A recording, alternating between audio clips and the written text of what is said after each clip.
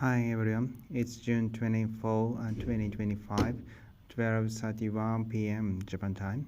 The Nikkei Inigo is around 38755 yen today.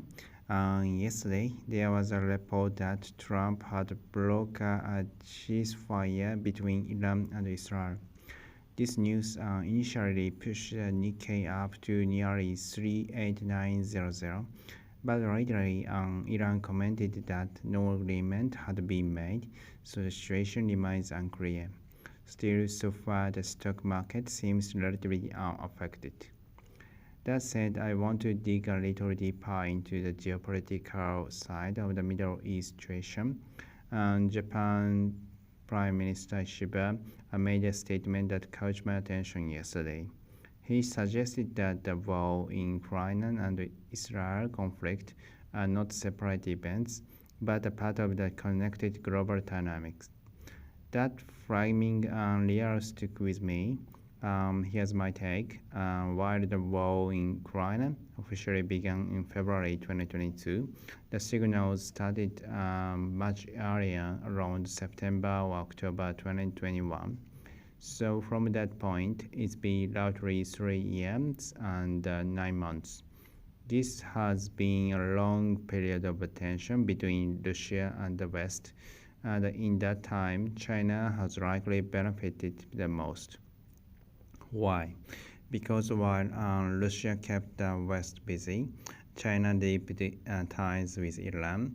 They signed a major 25-year cooperation agreement, and from early 2022, China began importing massive amounts of Iran's crude.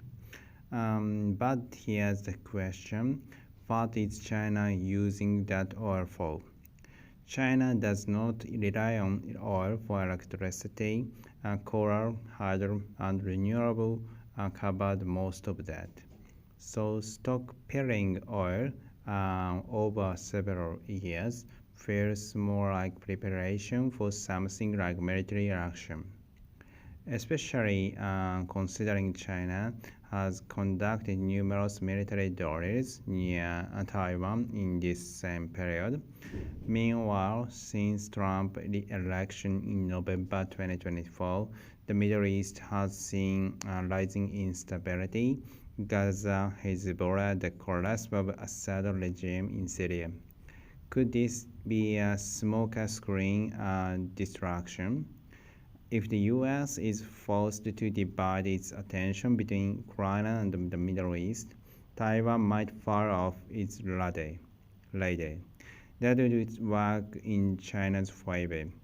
At the same time, Trump's domestic actions, like sanctions and targeting Chinese students at Harvard, may be a response to concern about China espionage. But these moves may also be weakening G7 cohesion, especially as nations drift apart in their response.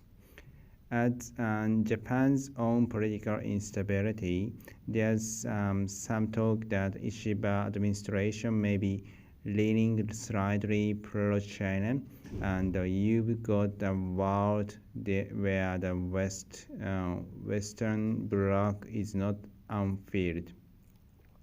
In short, it might be perfect moment for authoritarian powers to act. In December 2024, China conducted a large-scale military drill near Taiwan, and if we assume that war preparations typically take 5 and 7 months, we may be looking at a window now where tensions could escalate rapidly. What worries me is that the world attention is on Iran and Israel right now, but that may be exactly what China wants. Early this year, Japan even released evacuation plans for Taiwan scenarios, and that's not something you do casually. It suggests a real concern inside the government. In a podcast I listened to recently, Minister Shinjiro Koizumi said, "We are in a crisis." He did not elaborate, but that line really stuck with me. So, to wrap up, I'm skeptical that the Iran-Israel ceasefire is a true risk-on event. Markets are strong, but the pricing in the right risk. Lastly, I'll say this: my ongoing focus on deep sea resources connected to the Taiwan issue.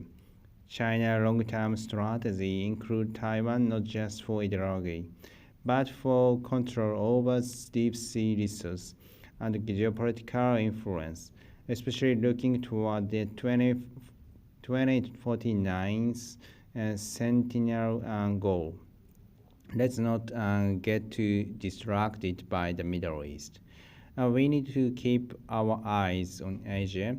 Thank you for listening. Please follow the show and consider long putting these contents for future value. Talk to you again tomorrow. Thank you.